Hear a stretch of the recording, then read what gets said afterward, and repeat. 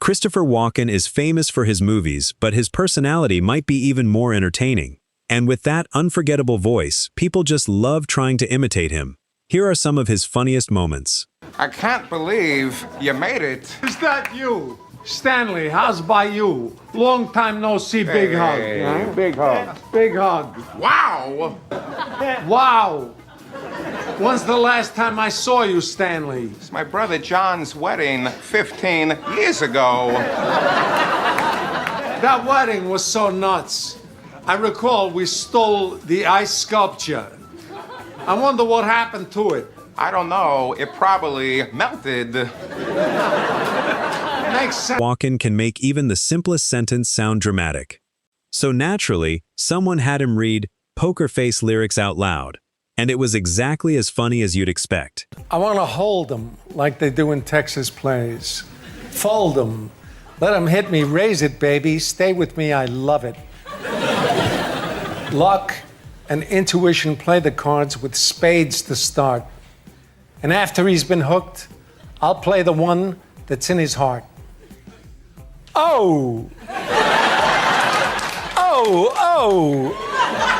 Oh! Ah! Oh, E! Oh! I'll get 'em hot, show 'em what I've got. Poker face. If Bruce Dickinson wants more cowbell, we should probably give him more cowbell. Say, baby. And Bobby, you are right. I am being selfish. But the last time I checked, we don't have a whole lot of songs that feature the cowbell. I gotta have more cowbell, baby. And I'd be doing myself a disservice and every member of this band if I didn't perform the hell out of this. Guess what? I got a fever. And the only prescription is more cowbell. Thank you, Bruce. I think if I just leave and maybe I'll come back later and we can lay down the cowbell. Come on, baby. Gene, wait. Why don't you lay down that cowbell right now? With us. Together.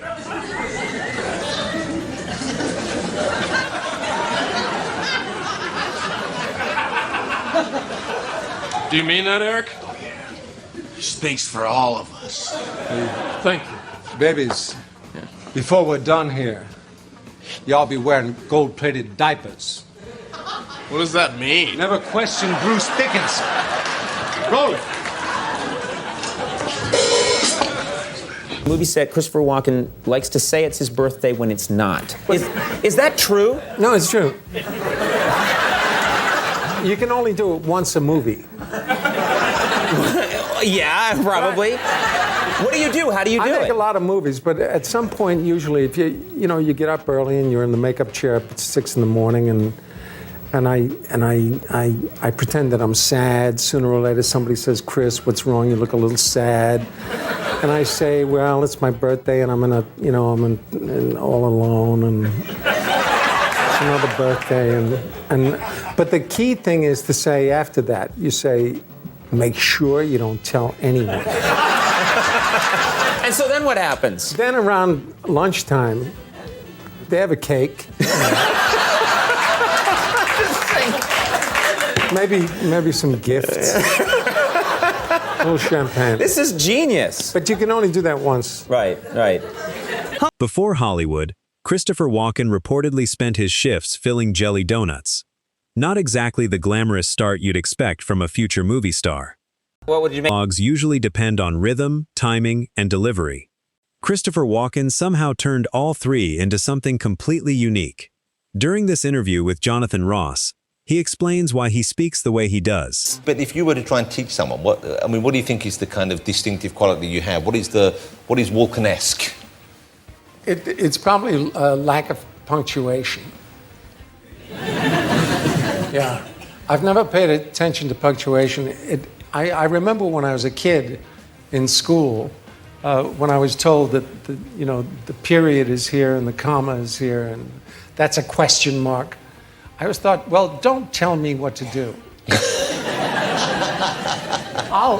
if it's a question, I'll know and I'll do it And if you tell me it's a question, I'll definitely make it a statement. So you're kind I of think it was just a rebellious thing. you're a grammar rebel. A grammar rebel. Yeah. Good, good. Not an easy phrase for me to say.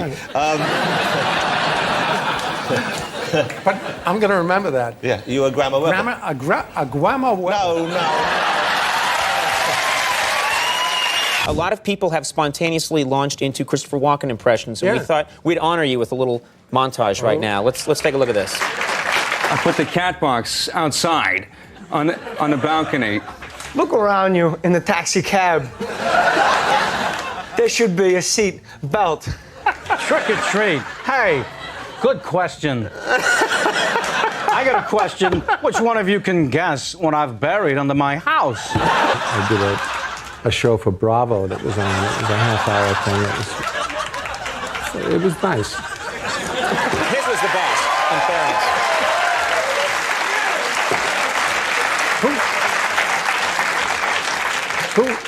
Who was that last guy? That's Hammer. He's just very good at impressions. Who knew? But David Letterman isn't the only host who noticed Christopher Walken's unforgettable hair.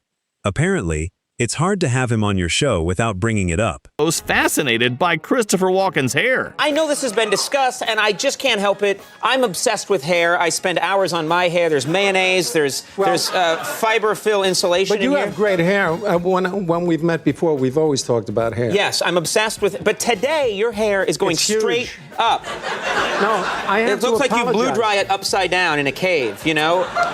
I have to apologize. I've been sitting around the house a lot, and it got huge. and I really. What do you mean? You're just sitting around the house, what, absorbing moisture and eating. Do you find that when your hair gets really big, the rest, that you gain weight? No, I do not find that to be true. You're saying that as your hair grows longer, you gain weight? I've been gaining weight, and I have to lose it. So when I get a haircut, you shrink. This is such a fantastic theory. But do you mean? No, it's and you don't even something I've noticed from working in the theater. If you do like a Shakespeare play, and you put on a big costume, then you look ridiculous because your head is tiny and you've got this big costume. Right. So then you have to put on a big wig to make it fill out. Yeah. And I think that happens naturally too. That as you think, what you're saying is that as your hair gets bigger, your body, something in your body signals that you must gain weight to compensate for your big hair. That's right. Match your hair. I remember Noel Coward very clearly. I was in the chorus of a musical that he was directing, and there was no reason why he should have paid any attention to any of us, but he did. And he greeted each member of the chorus on the first day of rehearsal.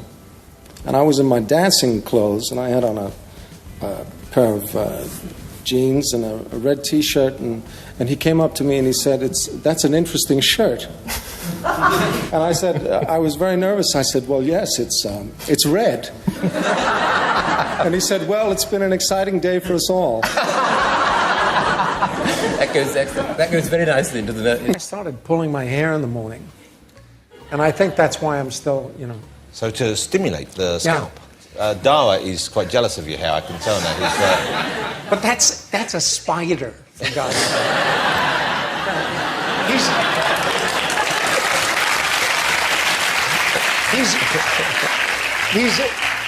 We were in the green room, and he was trying to convince me that was his hair, but it's obviously a spider. I think it's the two eyes that give it away, to be honest with you. I think that's the thing. But a lot of people try to do that. Yeah. Well, the wig, yeah. If you were, well, now you wouldn't have to worry, but if you had been losing it, would you have gone the shaving route, or would you have put the wig on, do you think? No, I'd have got a wig. You'd have got a wig? Sure. Maybe I do have a wig. Yeah? No, I don't think so. If you had a wig, it wouldn't be styled quite as strangely as that. I'm admiring it, I love it, but it's not a wig.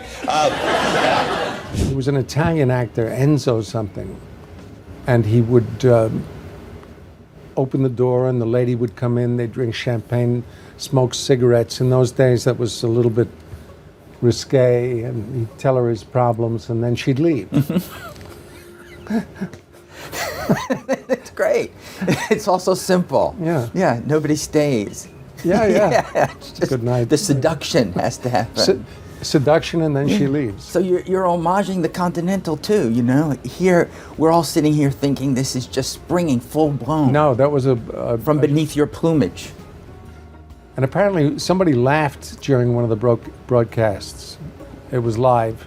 Somebody standing around, and they laughed, and afterwards Enzo challenged them to a duel.